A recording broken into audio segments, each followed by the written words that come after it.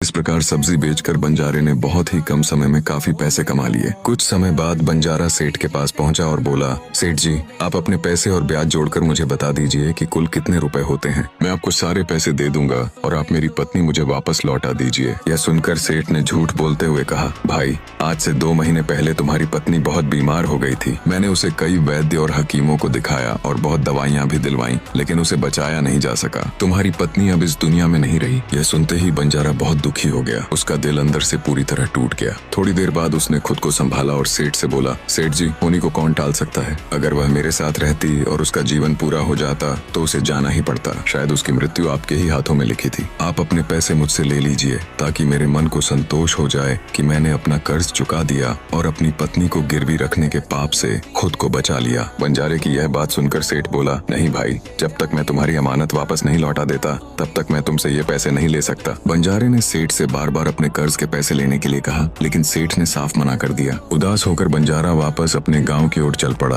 रास्ते में उसे वही साधु मिले जिन्होंने पहले उसे सेठ का पता बताया था। उस समय साधु अपने शिष्यों को शिक्षा दे रहे थे। बंजारा भी वहीं बैठ गया और साधु महात्मा की बातें सुनने लगा। जब साधु महात्मा की नजर बंजारे पर पड़ी तो उन्होंने उसे तुरंत पहचान लिया और अपने पास बुलाकर उसका हाल चाल पूछा। तब बंजारे ने पूरी कहानी साधु को सुनाई और बोला, महाराज, आपके कहने पर ही मैं उस सेठ के पास गया था। मैंने अपनी पत्नी को गिरवी रखकर उससे पैसे लिए और व्यापार शुरू किया। भगवान की कृपा से मुझे अच्छी कमाई भी होने लगी। जब मैं उधार के सारे पैसे लौटाने के लिए सेठ के पास गया तब उसने मुझसे कहा कि मेरी पत्नी 2 महीने बाद बीमार पड़ गई थी। उसने बहुत इलाज कराया लेकिन वह नहीं बच सकी। यह सुनकर मैं बहुत दुखी होकर आपके पास आया हूँ। अब आप ही मुझे रास्ता बताइए। साधु ने यह सुनकर कहा, तुम्हारी पत्नी मरी नहीं है, वह जीवित है। सेठ ने उसे अपने घर में छुपा रखा है। अब इसका एक ही उपाय है। इस गाँव में एक राजा रहता है, तुम उनके पास जाओ। और फिर क्या हुआ, कहानी का अगला भाग देखने के लिए चैनल को सब्सक्राइब करें और कमेंट में नेक्स्ट पार्ट जरूर लिखें।